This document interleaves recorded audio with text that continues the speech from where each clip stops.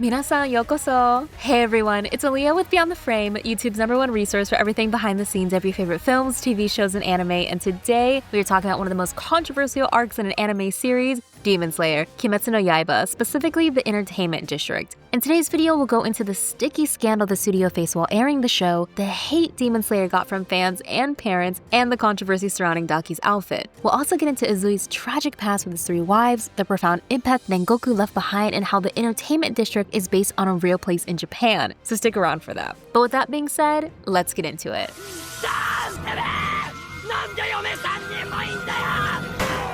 The Entertainment District picks up right after Mugen Train, and I'll be honest with you, Rengoku's death, absolutely gut-wrenching. Like for reals, my eyes were so swollen from sobbing so hard, and all I could think was, oh, is this another Attack on Titan? Because the next time we see Tanjiro, a deep change has occurred. This time, he's not just carrying grief, but an even deeper layer of purpose. The bond between Tanjiro and Rengoku was brief, sure, but in classic Demon Slayer fashion, I immediately became hooked. In so many ways, they almost seem to be mirrors of each other. 2 sons raised by broken fathers, 2 protectors clinging to a light in a world full of darkness, and 2 brothers who love their families until the very end. So as the entertainment arc unfolds, we see Tanjiro's movements become sharper, his resolve grows steadier, and when he unleashes Hinokami Kagura in the fight against Daki, it almost felt like the shadow of Rengoku is fighting right next to him.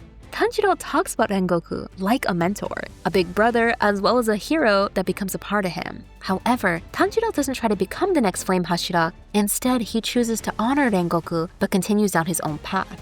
And you might be thinking, yeah, their relationship was great, okay, cool, but their story only gets crazier when you realize how deeply their bond affected the actors. Natsuki Hanae, the voice actor behind Tanjiro, said that the farewell scene with Rengoku broke him. Why? Because the actor behind Rengoku is actually one of Hanae-san's real-life mentors. So when Tanjiro was crying, it wasn't just an act. Hanae-san was really thinking about how it would feel if he lost his actual mentor, and it completely crushed him. So without even realizing it, we were watching 2 legacies intertwine, both in-universe and behind the scenes. And to me, moments like this are what make anime feel so magical.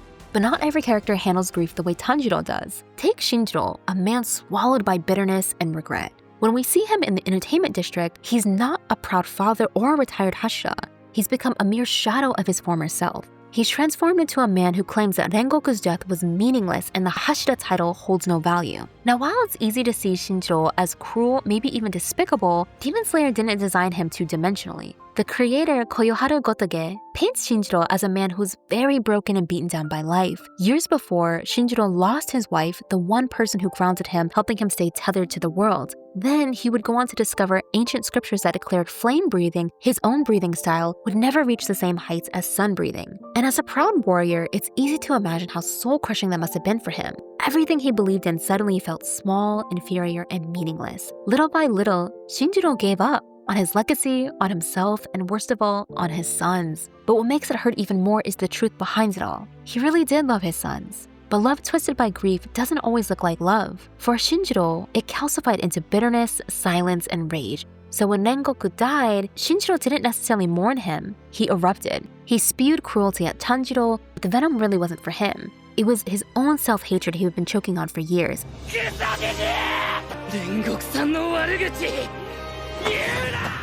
And here's the thing, sometimes grief that lashes out can still come from love. Shinjiro wasn't angry because Rengoku meant nothing, he was angry because Rengoku meant everything. But now it was too late to say, I'm proud of you. But thanks to Tanjiro's honesty, his refusal to let grief turn to poison, we finally see a crack in Shinjiro's armor.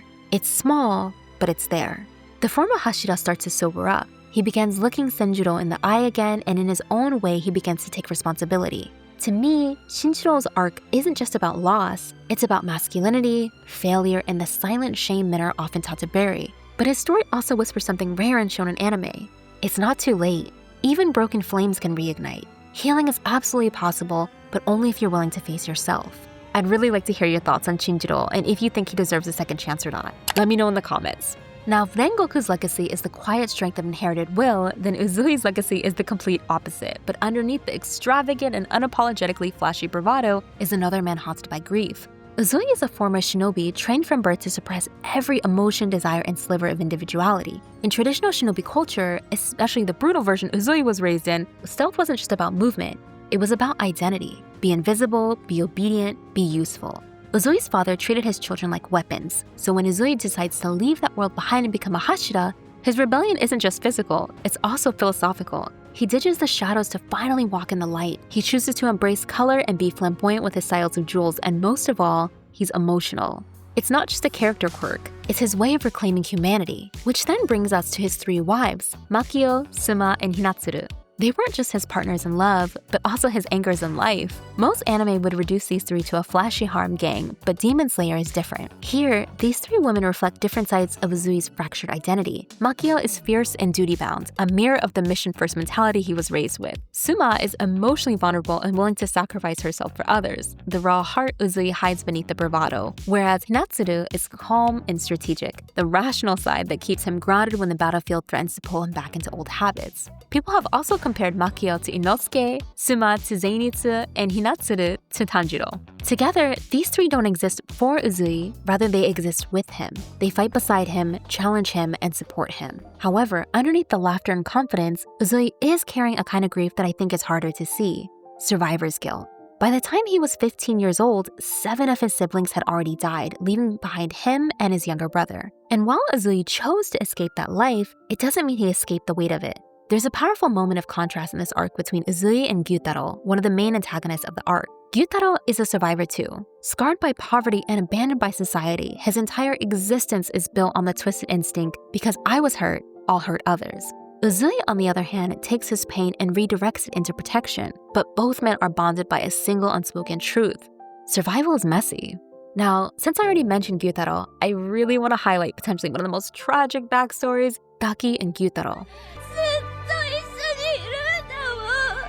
Their story begins in the red light district. Gyutaro was born deformed, starved, and unwanted. His very existence was treated as a burden, with many believing he never should have survived. But when his baby sister Ume was born, later renamed Daki, everything changed. She was everything he wasn't: radiant, beautiful, and a child born in the light. For the first time, Gyutaro felt like he had something to protect, but the red light district can be a very cruel place. So Daki's beauty became her only form of power. And like many girls in that world, her body was commodified long before she understood what that meant. She didn't survive by chance, she survived in fragments, losing part of herself along the way, because in the end, her fate mirrored the cruelty of the world around her. She was burned alive for wounding a client with a hairpin, which caused Gyutaro to snap. The ugliness he had learned to weaponize became his shield, and in the most twisted act of love, he let them both fall into darkness. Because from that moment on, Daki and Gyutaro became 2 halves of the same demon. They fight together, die together, and are literally tethered together, unable to function without the other.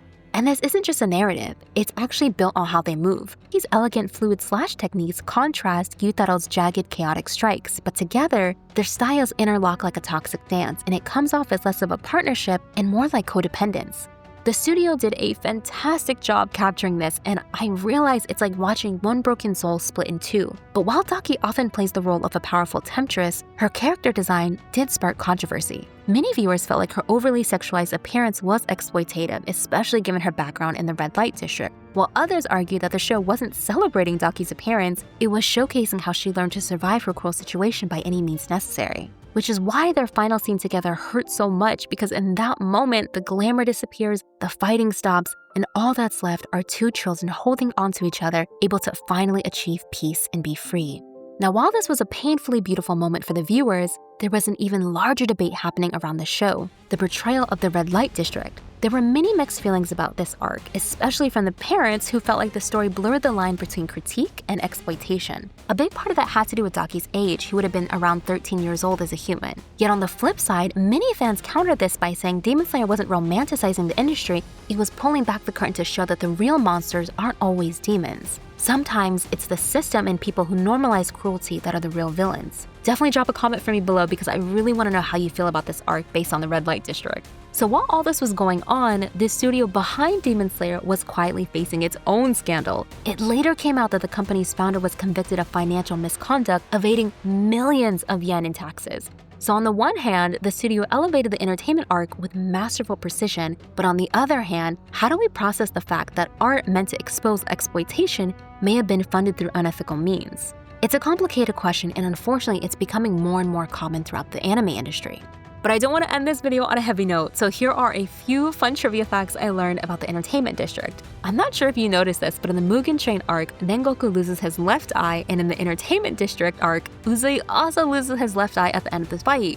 The Entertainment District in Demon Slayer is actually based on a real historical location, Yoshiwara, a red light district in Edo, the modern-day Tokyo. It was famously designed with a single narrow entrance and exit, which symbolized both exclusivity and entrapment, a concept anime mirrors in its depiction of glamour hiding something much darker underneath.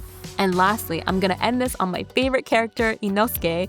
If you notice, whenever he refers to a demon they fought in the past, he imitates their movements when describing the demon he is talking about. This is Aaliyah with Beyond the Frame, Demon Slayer Entertainment District. Are we in? Are we out? What do we think? Let me know. Demon Slayer is one of my favorite manga anime series of all time, so I always love making these videos. And if you want to keep diving into the world of Demon Slayer, you can check out the first video I made in this Demon Slayer series dedicated to Season 1 in the Mugen Train movie, which was insane because the film made over $500 million, yet the creator made less than $20,000. Yeah, it's wild. And as many of you already know, I'm an anime nerd with a fascination for trivia. Thanks for watching, and remember to like, subscribe, and I'll see you next time. Ja, mata ne!